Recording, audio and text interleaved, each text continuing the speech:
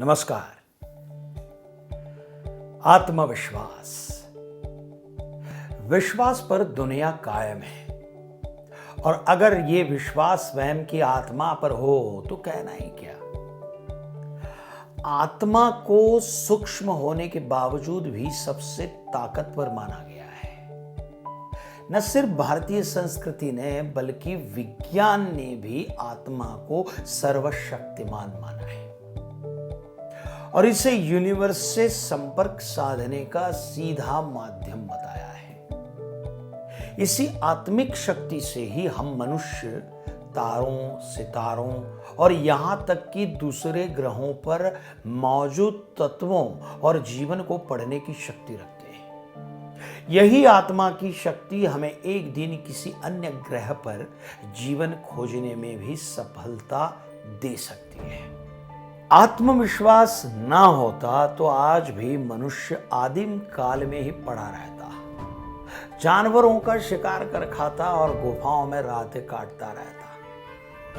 लेकिन उसके मन के विश्वास ने उसे विकास की ओर बढ़ने की दिशा दी और उसे आदि मानव से आधुनिक मानव बनाया।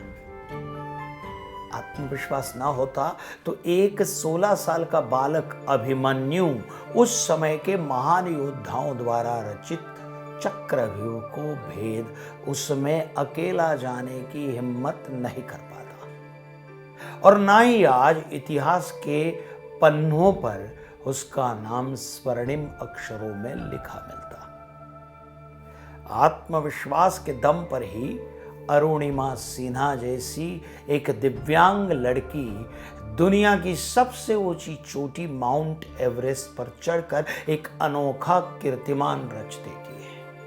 अपने आत्मविश्वास और दूरदर्शिता से ही चाणक्य ने चंद्रगुप्त मौर्य जैसे एक सामान्य बालक को शिक्षा और युद्ध कौशल्य में निपुण कर धनानंद जैसे अहंकारी और अय्याश राजा के विशाल राज्य को समाप्त कर दिया और चंद्रगुप्त मौर्य के हाथों अखंड भारत की नींव रखी थी। इसी आत्मविश्वास के दम पर कल्पना चावला और राकेश शर्मा जैसे कुछ चुनिंदा लोग धरती से आकाश तक का सफर तय कर हमेशा के लिए अमर हो जाते हैं। और अपने आत्मविश्वास के कारण ही स्टीफन हॉकिंस शारीरिक चुनौतियां होने के बावजूद भी दुनिया को विज्ञान की कई बारीकियां समझा जाता है और शोध को एक नई दिशा देकर हमेशा के लिए अमर हो जाता है। क्यों? आत्मविश्वास।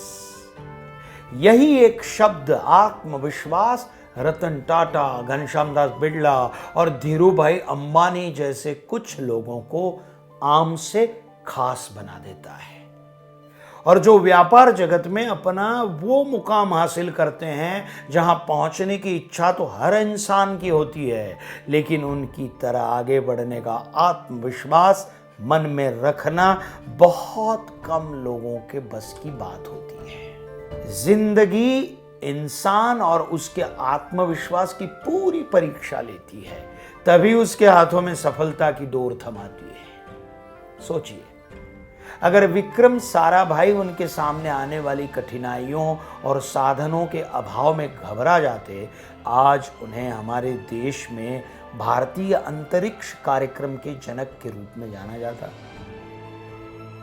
अगर तकलीफ और कठिनाइयों से आत्मविश्वास डगमगाने लगे तो समझना कि अभी आत्मविश्वास को और मजबूत बनाना बाकी है। धन्यवाद।